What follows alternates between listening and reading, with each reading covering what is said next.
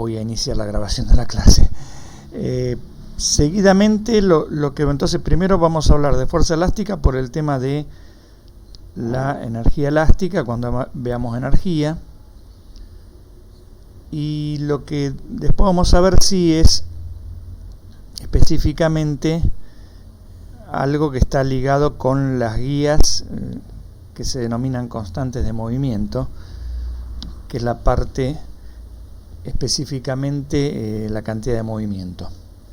Entonces vamos a comenzar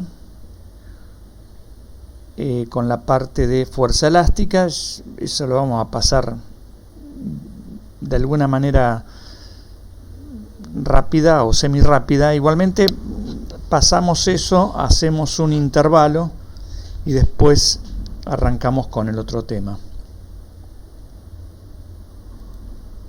Entonces voy a poner a compartir la pantalla. Entonces, bueno, arrancamos entonces con lo que es fuerza elástica. Y nosotros vamos a estudiar como fuerza elástica la fuerza que hacen los resortes. Pero después al final hay algunos comentarios que muestran que la fuerza elástica no aparece solamente cuando uno tiene resortes, digamos. Aparece en otros campos de la física, hasta en los más avanzados o inesperados. Pero para nosotros la fuerza elástica es la fuerza ligada a los resortes. Entonces, acá tenemos el dibujito, o intentó ser el dibujo de un resorte, que tiene una longitud que se le llama longitud libre o longitud relajada de L0. La longitud relajada es la longitud que tiene el resorte entre sus extremos.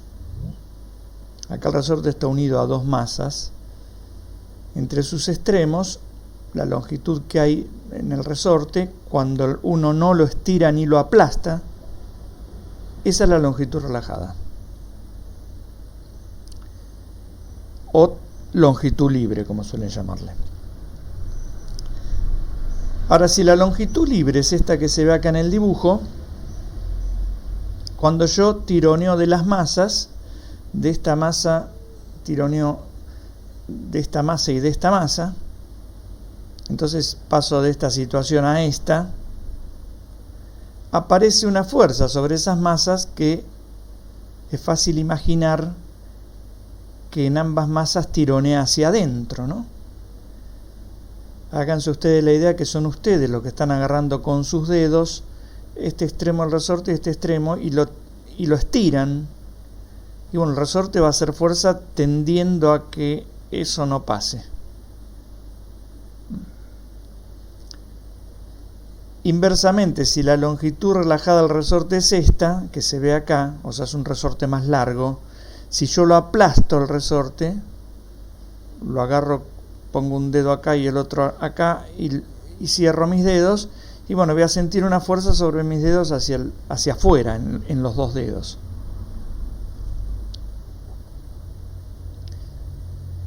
En el caso de los resortes, bajo ciertas condiciones, bueno, esa fuerza depende linealmente de cuánto uno lo estira o lo aplasta. O sea, eso significa que esa fuerza elástica, así se la denomina, se puede escribir como un número multiplicado por esta cantidad, que en esta cantidad L es la longitud que yo le di al resorte. Por ejemplo, en este dibujo, yo acá lo estoy estirando el resorte. En este dibujo, L es esta longitud. Y L0 es esta longitud.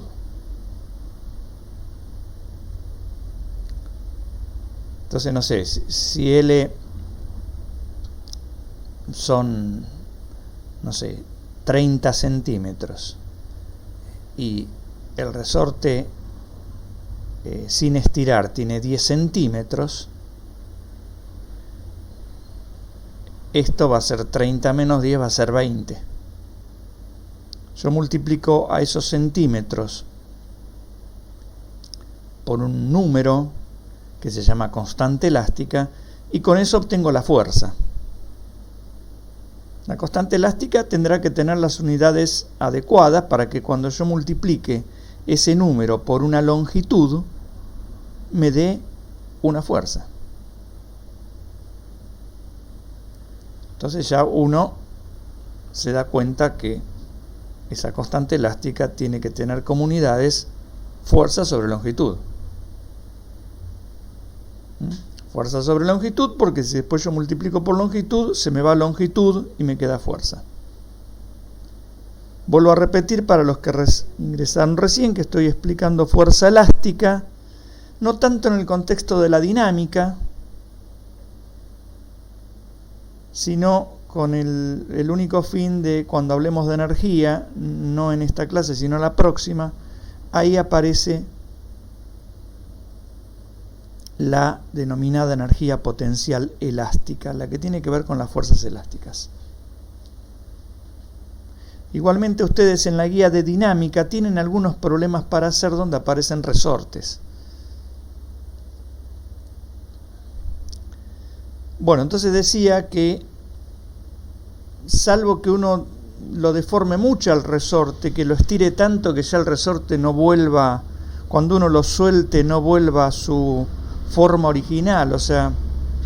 Ahí, profe, cuando uno, sé que a lo mejor no va directamente relacionado al tema, Sí. pero cuando uno vence ese resorte, lo que está venciendo es la resistencia del material que lo compone. No sé Claro, claro, efectivamente.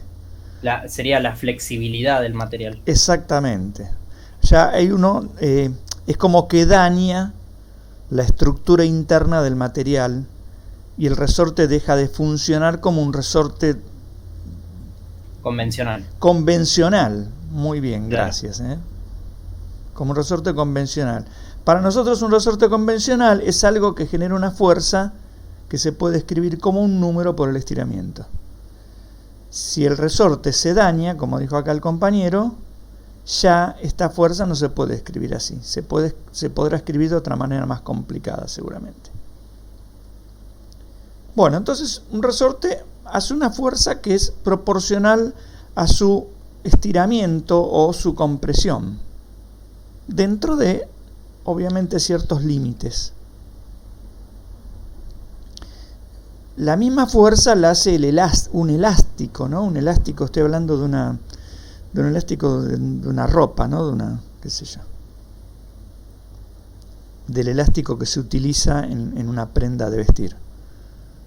O de sustancias que uno las estira, no sé, un chicle, que bajo ciertas condiciones puede llegar a comportarse como tal. Bueno, después a lo último hay algunos ejemplitos donde aparecen este tipo de fuerzas ya no generada por resortes, sino por otras cosas. Bueno, entonces ya así, un problema. En este problema, estas dos masas M1 y M2 están unidas por un resorte. Acá dice resorte ideal. Los resortes que vamos a ver nosotros son resortes ideales. ¿Cuáles son? Los que mencioné recién. Aquellos donde la fuerza se escribe como un número multiplicado por el estiramiento o la compresión que sufrió el resorte. Perfecto. Sí. Se llama, digo yo, le decimos resorte ideal porque no funciona esa fórmula cuando trabajamos con un resorte común y corriente. Exactamente. Porque además este resorte ideal es un resorte que no va a tener masa también. Además de esa condición ideal de decir, bueno, lo estiro lo que yo quiero, lo estiro 10 centímetros o 40 metros, cosa que en la vida no puede hacer. Si uno compra un resorte pequeño que tiene, no sé, 2 o 3 centímetros y lo podrás estirar 1 centímetro. Si lo estiras más que eso, se te transforma en un alambre, deja de ser resorte. Pero para nosotros no. Los resortes los vamos a poder estirar o aplastar todo lo que querramos. Por eso se llama ideal. Bueno, ese resorte está unido a estas dos masas. Y como bien dice acá, tiene una constante elástica de 120 newton sobre metro. Esto quiere decir que cuando yo lo estiro 1 metro o lo aplaste 1 metro, resorte ideal, va a producir 120 newton de fuerza.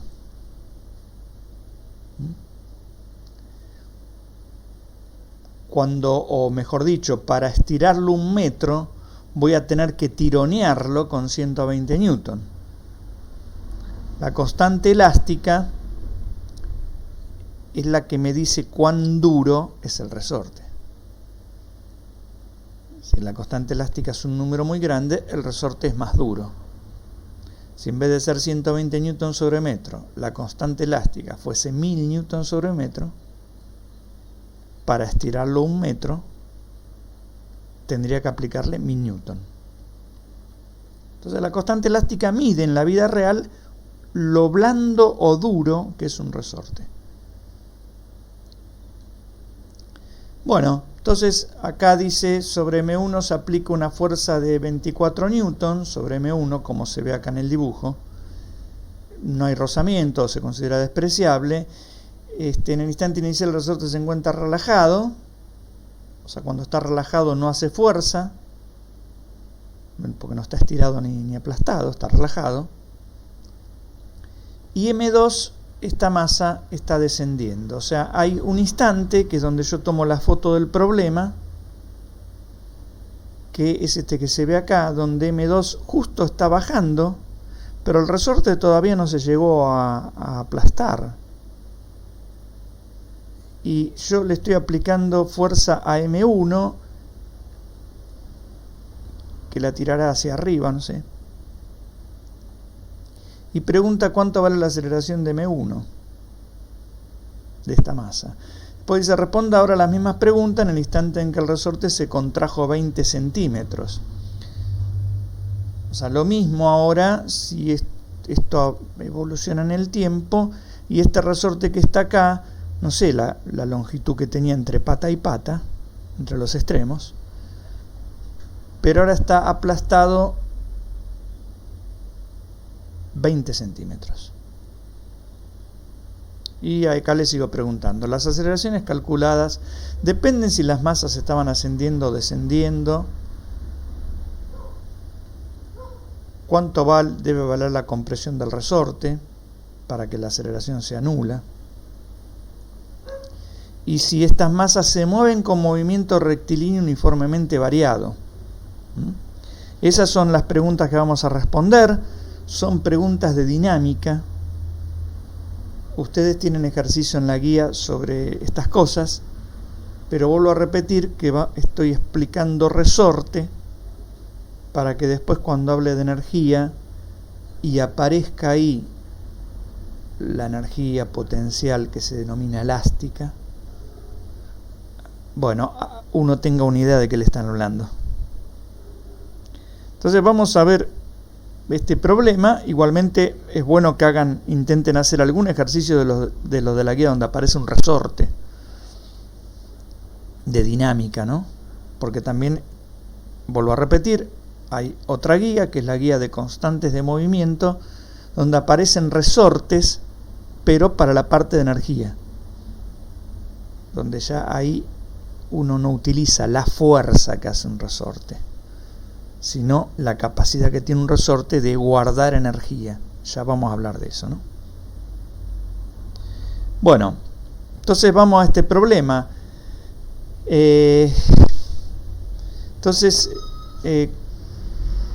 ¿Con qué aceleración lo hace cuando este resorte está relajado?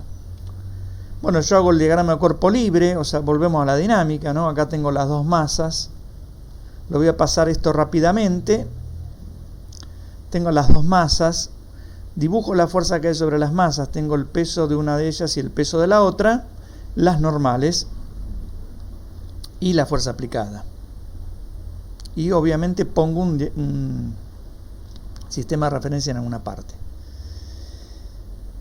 Si el resorte, la primera parte del resorte, todo se está moviendo, pero yo le saqué una foto, y en el momento de la foto, que es cuando me piden resolver las aceleraciones,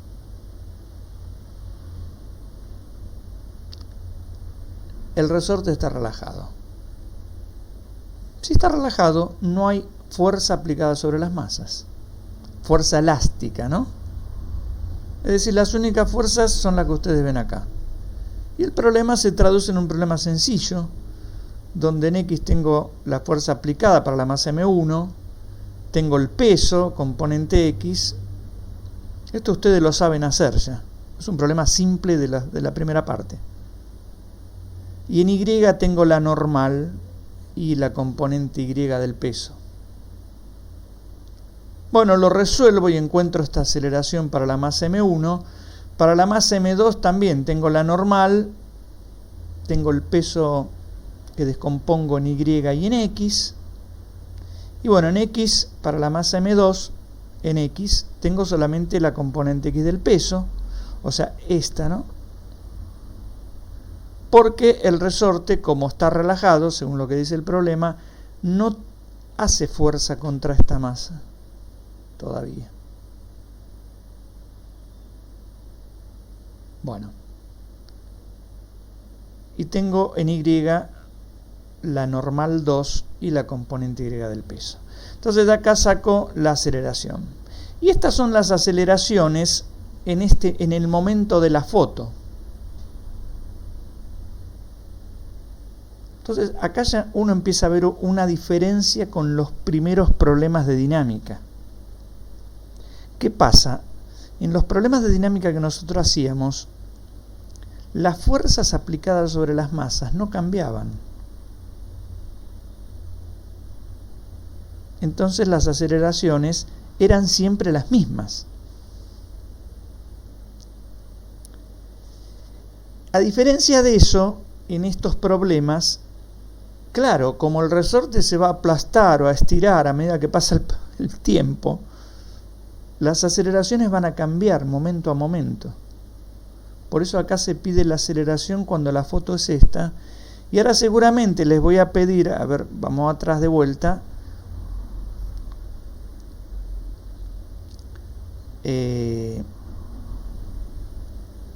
¿Cuánto vale la aceleración cuando el resorte está aplastado, ¿no? Respondo ahora las mismas preguntas en el instante en el que, bueno, acá está, ¿no? Claramente, en el instante, quiere decir que la aceleración en este instante, cuando estaba relajado, valía algo. Y ahora va a valer otra cosa.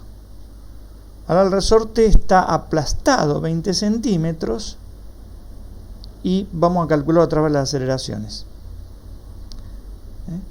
Bueno, después les pregunto si esas dependen, si la masa está subiendo o bajando. Bueno, vamos acá de vuelta y ahora mi resorte en esta siguiente figura está aplastado. O sea, alguien lo aplastó y cuando el resorte uno lo aplasta, el resorte hace fuerza tironeando en ambos de sus extremos hacia afuera. Con la misma fuerza, o sea, esta fuerza que hace sobre esta masa va a ser la misma fuerza esta que hace sobre esta masa.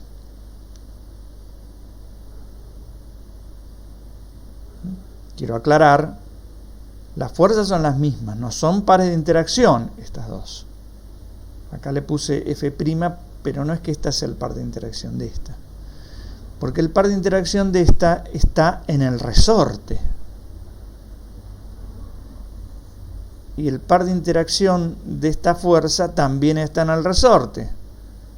Bueno, como el resorte no tiene masa, pasa lo mismo que con la soga, termina siendo que el resorte es como que hace la misma fuerza entre sus extremos. O sea, esta pata del resorte tironea con la misma fuerza que tironea esta pata del resorte, en un resorte ideal. Bueno, pero ¿qué cambia del problema? No cambia mucho. Es ahora un nuevo problema de dinámica de los que ya sabemos calcular, nada más que es válido solo en un momento. O sea, esta es una nueva foto donde ahora aparecieron estas dos fuerzas. Entonces, pero lo otro es igual, tengo que resolver para la masa M1 todas las fuerzas que hay en la dirección X. Tengo la fuerza aplicada, tengo la componente X del peso, es este cachito, pero ahora tengo también esta fuerza elástica. Tengo esta fuerza elástica, que la llamé F elástica porque es igual que esta. Y ya le puse el signo acá, negativo. Punta para el lado de la X para allá. Para el lado hacia abajo, digamos, ¿no?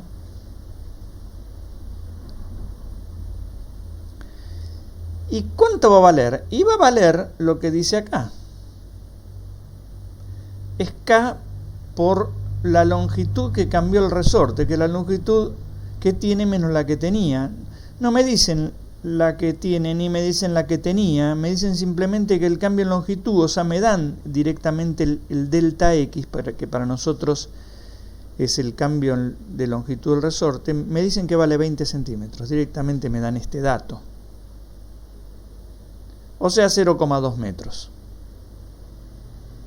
Entonces, si yo hago la constante elástica, que es 120 newtons sobre metro, por 0,2 metros, metro se me va con metro, y cuando hago la cuenta 120 por 0,2 me da 24. O sea que esta fuerza elástica es 24 newton, y por ende esta fuerza elástica también es 24 newton. Entonces resuelvo el problema, háganlo, sino exactamente igual que lo que hice desde que empezamos este curso. Y me da esta aceleración para la masa M1 y hago lo mismo para la masa M2 y me da esta otra aceleración. A diferencia de lo que habíamos hecho en dinámica, donde las masas estaban atadas por un hilo, bueno, las aceleraciones de las masas acá son distintas. Una es menos 5, la otra es 7. Porque no están atadas por un hilo. Pueden tener diferentes aceleraciones y diferentes velocidades. No hay nada que las ligue, que les obligue a tener la misma velocidad y la misma aceleración. Un resorte no es un hilo. Profe, Sí, hay algo que no entiendo. sí. Si el resorte dijimos que no era pares de interacción, sino que hace la misma fuerza en ambas puntas del resorte, ¿por qué Sí. sus aceleraciones son diferentes? Porque hay diferentes fuerzas en las masas, porque esta pesa distinto a esta. Entonces las fuerzas elásticas son iguales. Fíjate que en los dos problemas la fuerza elástica se llama Fe, o sea que esta Fe es la misma que esta. Vale 24 newton las dos, o sea esta vale 24 y esta también, bueno, salvo signo. Claro. Pero además, bueno, hay otras fuerzas como el peso 2, ¿no? Claro. Entonces, las masas en principio tienen diferentes fuerzas, por ende tienen y diferentes masas, por ende tienen diferentes aceleraciones. Claro, entiendo. Por el Bueno, módulo y sentido. ¿cómo? Módulo y sentido. Dirección, módulo y sentido. Se Claro. refiere a la parte negativa de la velocidad. Eso está preguntando. ¿Por qué negativo? ¿Por qué negativo esto? La velocidad, La aceleración, decís. Esto es la aceleración. perdón. Sí. Sí, la aceleración. Bueno, la aceleración negativa en la masa M1 quiere decir que esta masa se está frenando cuando está subiendo, digamos, ¿no? Por ejemplo, cuando se mueve hacia el lado positivo se va frenando. ¿Y por qué puede pasar eso? Y porque esta fuerza elástica le gana a la fuerza aplicada. Entonces, como la fuerza elástica le gana a la fuerza aplicada, esta masa, bueno, en realidad lo que pasa es que la fuerza elástica más la componente del peso le está ganando a esta fuerza aplicada. Entonces la masa termina con una fuerza neta hacia abajo, que hace que aumente su velocidad cuando viaja hacia el lado negativo de las X, por eso es negativa. Que eso en efectos prácticos significa que quien presionó el resorte no está haciendo suficiente fuerza, sino que el resorte se está estirando de nuevo. Sí, después el resorte se va, claro, después el resorte se va a ir estirando. Sí, efectivamente. Ahora, esas historias, lo que pasa antes o después, a mí no me tienen que interesar. Solamente tengo que mirar la foto, ver cuánto está aplastado el resorte. En ambos casos, bueno, el resorte está aplastado 20 centímetros. Y eso produce esta fuerza y esta fuerza, que ya me dijeron que son iguales porque se trata de un resorte ideal, etcétera, etcétera. Y bueno, y después que esto tenga aceleración negativa y esto tenga aceleración positiva, depende del balance de fuerzas, ¿no? Si M2 tiene aceleración positiva, quiere decir que las fuerzas que van para allá le ganan a las que van para allá. Entonces al final esta masa está aumentando su velocidad hacia el lado positivo de las X.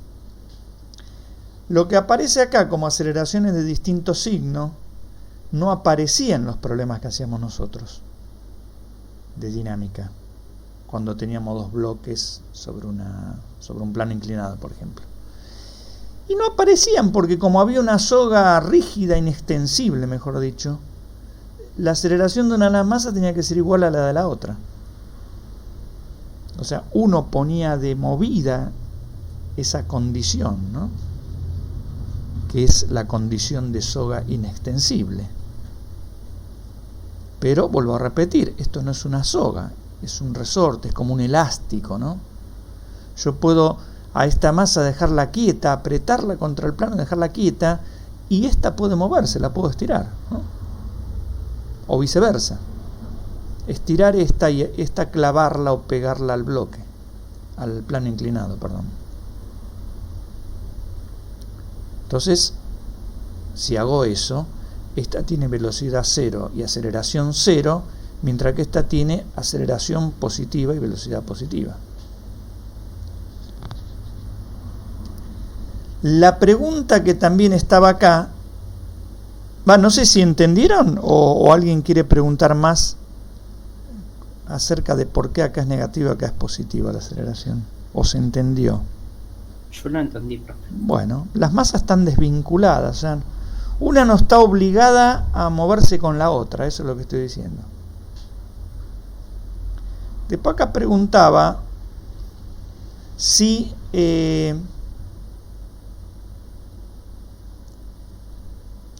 estas aceleraciones que se calcularon depende de si las masas estaban subiendo o bajando cuando el resorte estaba contraído 20 centímetros. Y no, porque vamos acá. No depende si esta sube o baja, porque es una foto. La fuerza que hace el resorte depende de cuánto está contraído o estirado, digamos. No de si esta va para arriba o para abajo. Podría depender la aceleración de si esta masa sube o baja si uno le pone fuerza de rozamiento. Porque la fuerza de rozamiento que aparece sobre una masa no es la misma cuando la masa sube que cuando la masa baja. Porque en un caso apunta para un lado y en el otro para el lado contrario. Pero acá no hay rozamiento. Entonces, toda la fuerza que ustedes ven acá son fuerzas, no son velocidades. Es decir, no dependen si esto se estaba en el momento de la foto, la masa M2 estaba viajando para arriba o para abajo, no depende de eso.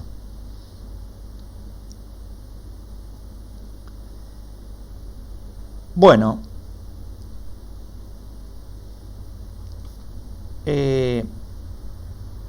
acá está aclarado lo que les dije recién, ¿no? Independientemente de cómo se muevan estas masas, ninguna de estas fuerzas que están acá dibujadas depende de si la masa va para arriba o para abajo. Distinto es el caso si uno pone rozamiento. Entonces, si M2 va para arriba, la fuerza de rozamiento apunta para abajo. Entonces se va a restar a la fuerza elástica. Mientras que si va para abajo, la fuerza de rozamiento apunta para arriba. Entonces se va a sumar. El resultado, si se suma o si se resta, es distinto seguramente. Entonces la fuerza que va a aparecer sobre esta fuerza sobre esta masa va a ser distinta si sube o si baja, y por ende su aceleración también.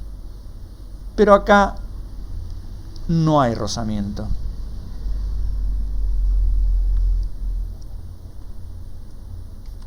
Bueno, acá está otra vez lo que dije, ¿no? Si la masa, si esta masa baja, o sea, si tiene velocidad para abajo, esta fuerza de rozamiento apunta para arriba.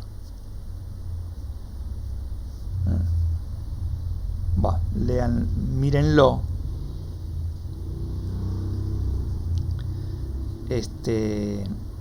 Y acá hubo un chispoteo, porque acá está masa baja, la fuerza apunta para arriba. En realidad esto es la masa que sube y esta sería la fuerza que baja. Así que esto está mal dibujado. Vuelvo a repetir, acá esta masa baja y la fuerza apunta así. Y después quise poner la masa cuando sube y la fuerza que apunta para el otro lado.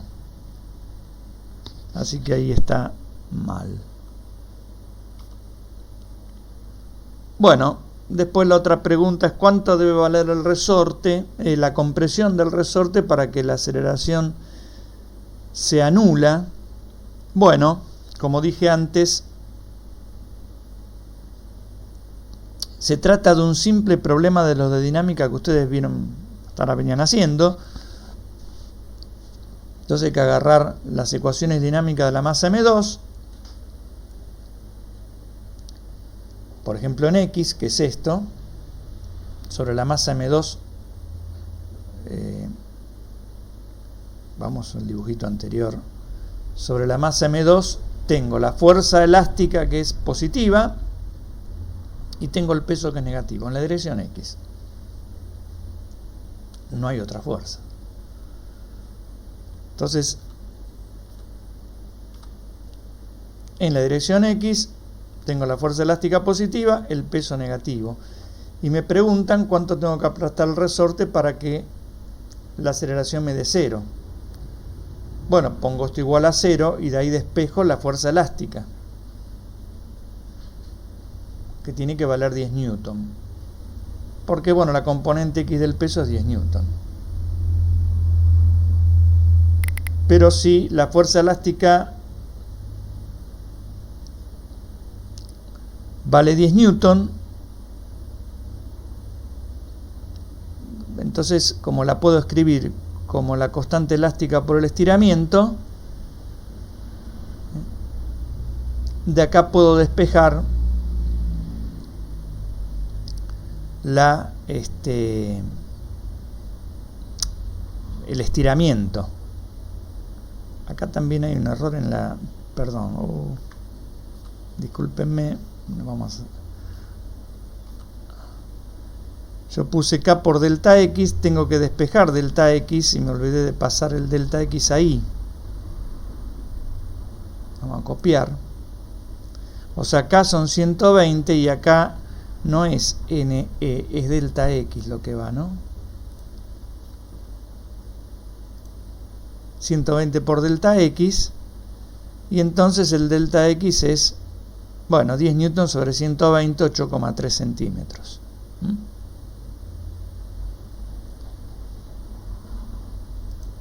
Bueno, volvemos a poner esto en grande. Y la pregunta es: M1 o M2, ¿se mueven con MRU? Y la respuesta es que no, porque las aceleraciones cambian con el tiempo, porque cambian con el estado del resorte, y ahí el resorte, a medida que las masas viajan, cambia su longitud.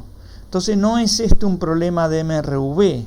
Uno puede encontrar la aceleración en diferentes momentos si me dan como está el resorte. Ustedes van a encarar problemas donde la fuerza cambia, pero en la siguiente materia. Bueno, una observación: la fuerza, por ejemplo, si yo pongo el sistema de referencia, este es un resorte, ¿no? Y esto que está acá es su longitud libre, es decir, cuando nadie lo molesta, el resorte tiene esta longitud. Pero ahora alguien estira el resorte y, bueno, como dije antes, aparece una fuerza, en este caso hacia adentro, sobre esta masa, o acá podría estar el dedo de alguien, ¿no? No importa eso. Ahora, si uno pone el sistema de referencia acá, x igual a 0, lo pone acá, en este punto, entonces yo la fuerza elástica la puedo escribir como K por X, que es la longitud que tiene el resorte, porque la fuerza elástica se escribía como K por L, que era la longitud del resorte, pero ahora la longitud que tiene actualmente el resorte, o que tiene el resorte en un momento, es toda esta, o sea, es X, lo que yo estoy llamando X, menos la longitud que tenía, L0. Entonces, si yo hago esta cuenta, bueno, hago distributiva, menos K por X, así, ¿no? Menos por menos más K por L0. Acá me queda una función lineal de la posición, porque K termina siendo un número, L0 es otro número, K por L0 es el número B, yo lo llamé B, y K, bueno, ahora lo renombré, lo llamo A, o menos K lo llamo A, no importa eso. Escribí esto para hacer notar de que la fuerza elástica es una fuerza que es algo que depende linealmente de la posición, como se ve acá. Esto es una función lineal de la posición. Si yo en vez de poner el x igual a 0 acá, ponía x igual a 0 acá en la longitud libre del resorte, o sea, acá está la longitud libre del resorte, directamente el estiramiento es x. Y yo otra vez la fuerza elástica la puedo escribir como menos k por x. Es decir, la fuerza elástica la puedo escribir como una función lineal de la posición. Ya sea que ponga el sistema de referencia acá, o que lo ponga donde termina el resorte, digamos, cuando está relajado. Entonces, la única intención de esto es mostrar que, bueno, una fuerza elástica se define como una fuerza que depende de la posición. Nada más que eso. Eso es lo que define una fuerza elástica. No que la hace un resorte. O sea, una fuerza elástica no está definida como fuerza que hace un resorte. Formalmente está definida como fuerza que depende linealmente de la posición. Y seguramente, si mal no recuerdo, acá lo que viene ahora es un ejemplo donde aparece una fuerza elástica en un problema que no tiene nada que ver con un resorte. Por ejemplo, este problema donde hay un cuerpo semisumergido, por ejemplo un barco. Cuando un cuerpo está semisumergido, aparece sobre el cuerpo una fuerza que se llama, esto no tienen por qué saberlo, lo cuento así rápidamente, simplemente para mostrar que aparecen fuerzas elásticas y no hay resortes. ¿Está bien? Esa es la intención de este problema. Es para mostrar un ejemplo donde aparece una fuerza claramente elástica y sin embargo no hay ningún resorte. Después vamos a mostrar, creo que otro más ejemplo. Bueno, cuando un cuerpo está semisumergido, aparece sobre él una fuerza que se llama empuje de Arquímedes.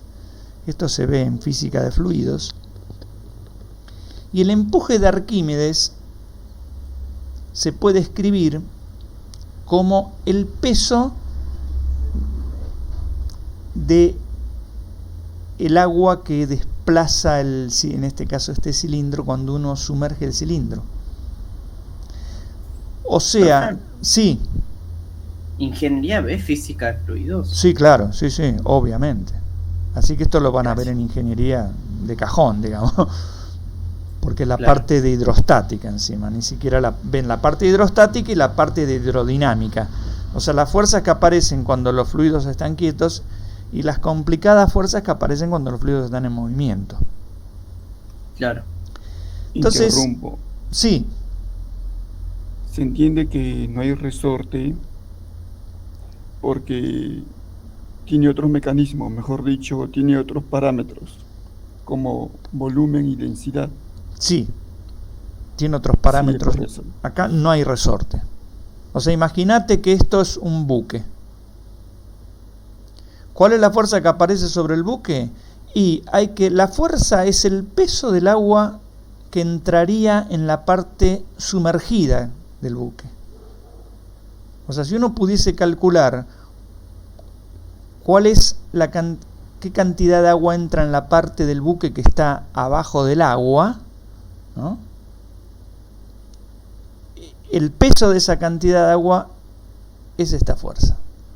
Bueno, no importa, el peso de esa cantidad de agua se puede escribir así, como la densidad del agua por el volumen sumergido. Cuando yo hago esto, la densidad del agua por el volumen sumergido, esto es la masa del agua. M por G es el peso del agua.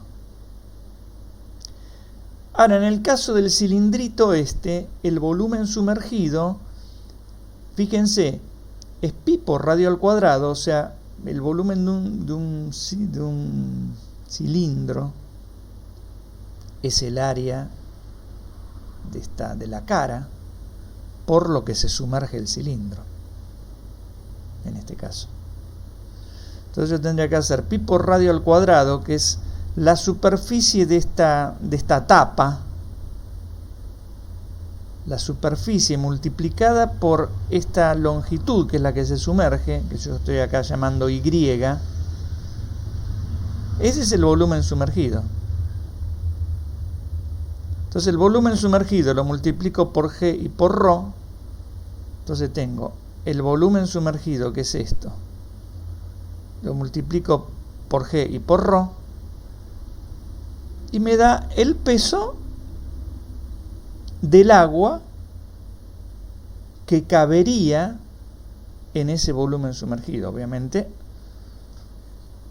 en esa parte el buque no tiene agua, porque si no se hunde. Pero si tuviese agua, si esa parte que está sumergida estaría llena con agua, esa agua pesaría todo esto. Bueno, como el empuje apunta para el lado contrario a la superficie del agua, se puede escribir así. Entonces esta fuerza, que es la fuerza de empuje, al final se puede escribir como un número por la posición. Oh, sorpresa, ¿no? Igual que acá. La fuerza elástica es un número por la posición. Cuando la fuerza elástica es un número por la posición, ese número es la constante elástica. Entonces quiere decir que acá la constante elástica, lo que está funcionando de constante elástica, es esto. Es eso. Y quiere decir que al barco le va a pasar como si uno estudia su movimiento, digamos, le va a pasar como lo mismo que si uno sacase toda el agua del océano y atase el barco con un resorte al fondo, con un resorte de esta constante elástica, que puede ser enorme, porque el radio, si el barco es este cilindro, el radio de un barco es muy grande, ¿no? Pero bueno, más allá de eso, al barco le va a pasar, cuando está en el agua, le pasa como que si estuviese atado a un resorte, es decir, se va a mover como algo atado a un resorte. Algo atado a un resorte, ustedes lo van a estudiar en detalle eso, pero oscila, se mueve, vibra, ¿no? Entonces la gente que está arriba del barco se marea. Aparece sobre el resorte una fuerza exactamente elástica. Si alguien nació adentro del barco y no sabe que hay agua afuera, va a decir, esto está atado a un resorte. Exactamente igual. Y acá no hay resortes. Bueno, ¿qué otro caso? A ver lo que puse. Bueno, acá puse otra cosa porque este mismo video se lo di en una pequeña charla a estudiantes de la licenciatura en física. Bueno, también aparece fuerza elástica. Lo que se ve acá es la estructura de un metal, la estructura interna de un metal. Es decir, esto podría ser un pedacito muy chiquitito de metal. O de cloruro de sodio, también tiene la misma estructura. Bueno, también. Hay varias cosas que tienen esta estructura. Pero en este caso, lo que se ven acá en puntos azul violetas podrían ser electrones, y lo que están acá en verde son iones, o sea, los átomos de los metales sin sus electrones, y lo que están acá son esos electrones que algunos de ellos se pueden mover inclusive por toda esta red que se llama red cristalina. Pero resulta que si uno hace las cuentas, que son cuentas difíciles, pero ustedes van a ver estas cuentas cuando ven electricidad y magnetismo, van a ver algo muy parecido. Y ahí veo, sí. Profe, veo esferas rojas. ¿Ves? Esferas rojas. No verdes. Ah, estas son rojas. Sí. Ah, entonces yo soy daltónico. No, yo las veo violeta también. Violeta las veo yo, sí. Entonces sos daltónico. Bueno, queda ahí. Queda en suspenso quizás la pantalla del muchacho. Bueno, más allá de eso, les decía que si uno hace la cuenta de atracción entre cargas en ciertas condiciones, esa fuerza depende de la posición. Es decir, es como que si esos electrones estuviesen atados a los núcleos, a estos iones, a través de resortes. Fíjense en qué interesante, ¿no? Los electrones no están atados a resortes, pero las fuerzas se comportan como fuerzas elásticas, o sea, fuerzas que dependen de la posición. Y hay un modelo en física del estado sólido, que es el modelo del Bloch, que supone eso, y a partir de ahí deduce, bueno, las propiedades de conductividad eléctrica del metal. Es muy interesante, pero es muy complejo.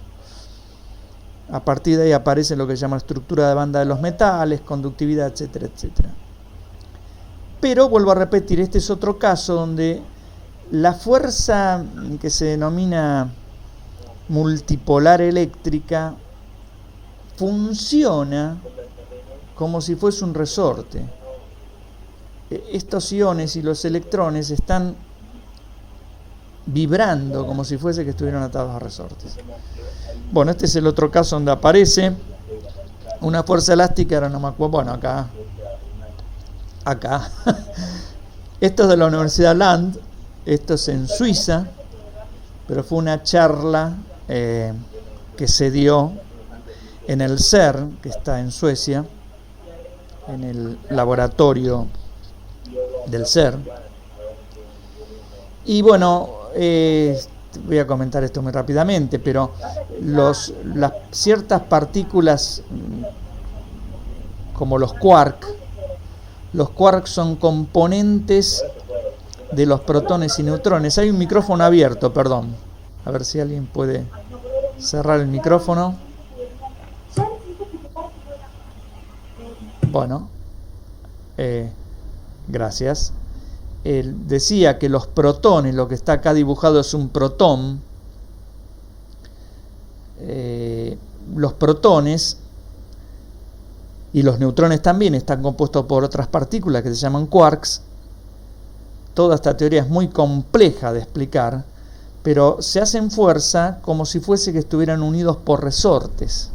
Por eso acá la persona que presentó la charla puso la foto en un resorte, ¿no? Los quarks son los que componen los electrones, ¿no? Serían como las partículas subatómicas. Los quarks no componen. Los electrones no tienen componentes. Son partículas elementales, realmente elementales. Son leptones. Claro. Los quarks componen protones y neutrones. Y también, bueno, mesones, que son otro tipo de cosas. ¿Y esos serían los muones? No, el muón es como un electrón, nada más que 200 veces más pesado. El muón sigue siendo así, un leptón. Los quarks, claro. los protones y neutrones son los que se denominan hadrones. Y claro. Todas esas partículas están formadas por estos quarks. Por eso al CERN se le dice el colisionador de hadrones. Colisionador, ¿no? De hadrones, exactamente.